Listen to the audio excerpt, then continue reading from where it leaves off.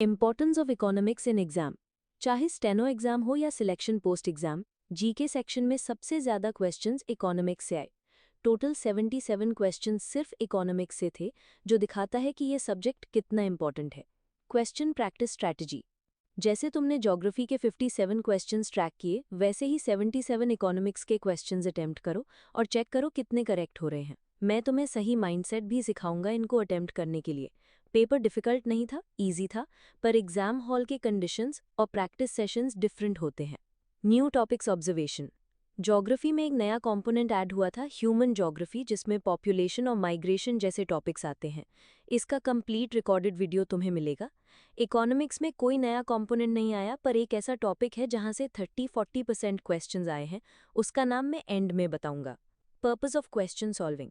इन questions को solve करने का मकसद सिर्फ फेमिलियरिटी नहीं है, बल्कि नए टाइप के क्वेश्चंस अटेम्प्ट करना सीखना है, जैसे नेशनल डेयरी डेवलपमेंट बोर्ड और technology mission on oil seeds वाले सवाल। कुछ नए क्वेश्चंस आएंगे जिनको अलग से पढ़ना होगा। Elimination technique example. एक क्वेश्चन था डेयरी डेवलपमेंट बोर्ड के रोल पर technology mission on oil seeds में। ऑप्शंस थे milk production, GM crops development, regulating trade policy या oil seed procurement and processing. Simple reasoning से दो ऑप्शंस एलिमिनेट हो जाते हैं और सही आंसर चूज हो जाता है। Mindset for solving questions. 77 में से कम 17 क्वेश्चंस तुम सिर्फ वर्डिंग और लॉजिक से सॉल्व कर सकते हो, बिना एक्स्ट्रा रीडिंग के। ये पॉसिबल है एलिमिनेशन और एटिमोलॉजी से। यही माइंडसेट डेवलप करना इंपॉर्टेंट है। Example, economic reforms 1991। Question, India में मेजर इकोनॉमिक रिफॉर्म्स कब इंट्रोड्यूस हुए? आंसर है 1991। अगर ये नहीं पता तो इसका मतलब तुमने सीजीएल सिलेबस प्रॉपर्ली नहीं पढ़ा। Agriculture decline after 1991। एक क्वेश्चन था एग्रीकल्चर डिक्लाइन के बारे में 1991 के बाद। ऑप्शंस थे MSP increased for all crops, higher import duties, export oriented cash crops plus reduced public investment या इंक्रीज्ड इरिगेशन इन्वेस्टमेंट। तो एलिमिनेशन से करेक्ट आंसर ऑप्शन 3 है। फोकस कैश क्रॉप्स पर शिफ्ट हुआ और पब्लिक इन्वेस्टमेंट कम हुआ। LPG reforms 1991। 1991 में LPG reforms आए, लिबरलाइजेशन, प्राइवेटाइजेशन, ग्लोबलाइजेशन। लिबरलाइजेशन मतलब इकोनॉमी ओपन करना, एफडीआई, एफपीआई अलाउ करना। प्राइवेटाइजेशन मतलब लाइसेंस राज खत्म करना। ग्लोबलाइजेशन मतलब डोमेस्टिक इकोनॉमी को वर्ल्ड इकोनॉमी से जोड़ना। इनका इम्पैक्ट एग्रीकल्चर और इंडस्ट्री दोनों पर हुआ। Major difficulty in happiness index data. अलग कंट्रीज के लिए हैप्पीनेस इंडेक्स बनाना टफ होता है, क्योंकि ग्लोबली कंसिस्टेंट सर्वे मेथड्स मेंटेन करना मुश्किल होता है। हर कंट्री की कल्चर और परसेप्शन अलग होती है। Primary goal of BIMSTEC FTA. BIMSTEC free trade agreement का मेन गोल ट्रेड बैरियर्स कम करना और इकोनॉमिक कोऑपरेशन बढ़ाना है। ये कल्चरल एक्सचेंज या कॉमन करेंसी के लिए नहीं है। Stand up India scheme. SC और एसटी कम्युनिटीज में एंटरप्रेन्योरशिप प्रमोट करने के लिए स्टैंड अप इंडिया स्कीम अप्रैल 2016 में लॉन्च हुई। ग्रीनफील्ड प्रोजेक्ट्स के लिए लोन्स दिए जाते हैं।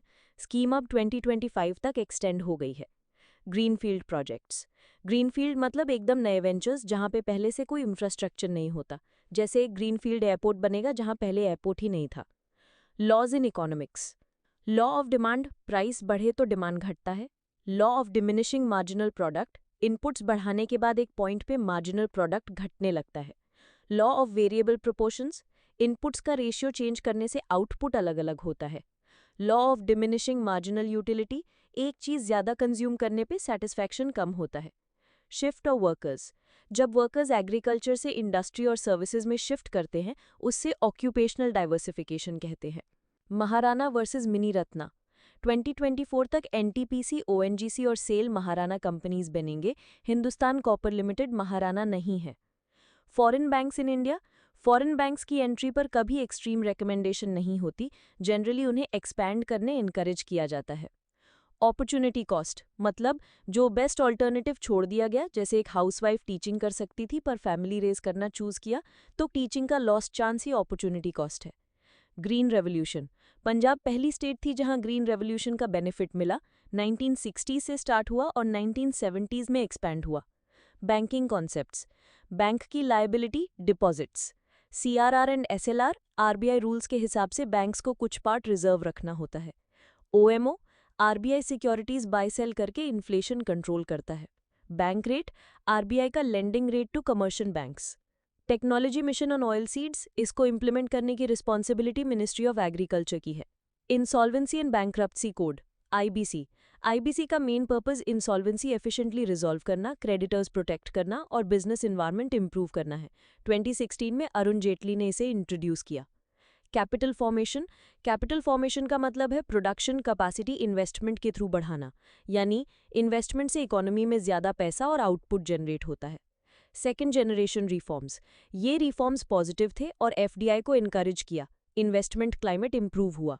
लाइसेंस राज, 1947 से 1990 के बीच लाइसेंस राज था। इंडस्ट्री एस्टैब्लिश करने के लिए गवर्नमेंट लाइसेंस लेना पड़ता था, जो करप्शन बढ़ाता था। 1991 रिफॉर्म्स के बाद सिस्टम खत्म हुआ। Gross national product GNP, formula है GNP equals to GDP plus factor income from abroad minus factor income to abroad, NNP equals to GNP minus depreciation. Import substitution policy, 1940 से 1990 की industrial policy का main feature import substitution था, मतलब imports limit करके domestic products promote करना। INSTC, India का mission trade promote करना और यूरेशिया से कनेक्टिविटी इंप्रूव करना है via multi model roots. IRDA and SEBI, IRDA insurance sector regulate करता है, सेबी स्टॉक मार्केट रेगुलेट करता है। 1992 में स्टैट्यूटरी बॉडी बना। Urban people in tertiary sector, urban लोगों का नॉन मैनुअल टर्शरी जॉब्स में जाना स्ट्रक्चरल ट्रांसफॉर्मेशन दिखाता है, services sector growth. SIDBI 1990, SIDBI 1990 में एस्टैब्लिश हुआ, हेडक्वार्टर लखनऊ में है, चेयरमैन अभी तुहिन कांता पांडे हैं। Urbanisation trend, service driven economy का रिफ्लेक्शन है जब ज़्यादा अर्बन लोग टर्शरी सेक्टर में शिफ्ट करते हैं। इंडस्ट्रियल डेवलपमेंट पॉलिसी 1947 टू 1990, इस पीरियड में पब्लिक सेक्टर पर ज़्यादा फोकस था क्योंकि कॉलोनियल एक्सपीरियंस के बाद state lead socialist model adopt किया गया। फिस्कल डिसिप्लिन पोस्ट 1991, स्टेट्स को फिस्कल टारगेट्स फॉलो करने पड़े जो अकाउंटेबिलिटी और डिसिप्लिन लाए। पीएम किसान स्कीम 2018 में लॉन्च हुई, फार्मर्स को ₹6000 एनुअली मिलते हैं डीबीटी के थ्रू 3 इंस्टॉलमेंट्स में। पीएम फसल बीमा योजना 2016 में लॉन्च हुई, क्रॉप्स को नेचुरल कैलामिटी से प्रोटेक्ट करती है। एमजी मनरेगा 2005 में पास हुआ और 2009 में रीनेम हुआ, 100 डेज वेज एम्प्लॉयमेंट गारंटी देता है रूरल हाउसहोल्ड्स को। पीएम जनधन योजना 2014 में लॉन्च हुई, डीबीटी बेस्ड स्कीम है, अकाउंट्स में ₹10,000 की ओवरड्राफ्ट फैसिलिटी मिल सकती है। Trade policy reforms 1991, import restrictions कम हुए, लाइसेंसिंग रिड्यूस हुआ और ग्लोबलाइजेशन अडॉप्ट करनी पॉलिसीज आईं। Economic problem of what to produce, economy को डिसाइड करना पड़ता है कि कैपिटल गुड्स बनाएं या consumer goods. Migration consequence, rural unskilled migrants exploit होते हैं और लो पेड मैनुअल वर्क करते हैं। सक्षम आंगनवाड़ी एंड पोषण 2.0, ये स्कीम बच्चों और मदर्स के लिए न्यूट्रिशन इंप्रूव करने के लिए है, ministry of women and child development implement करती है। Criticism of industrial policy 1950 to 1990, protected market की वजह से इनएफिशिएंसी और इनोवेशन की कमी हो गई थी, इसी से बीओपी क्राइसिस आया जिसमें सिर्फ 15 डेज के फॉरेक्स रिजर्व्स बचे थे। Repo rate monetary policy, repo rate RBI का एक इंस्ट्रूमेंट है जिसमें आरबीआई शॉर्ट टर्म लोन्स देती है कमर्शियल बैंक्स को और लिक्विडिटी कंट्रोल करती है।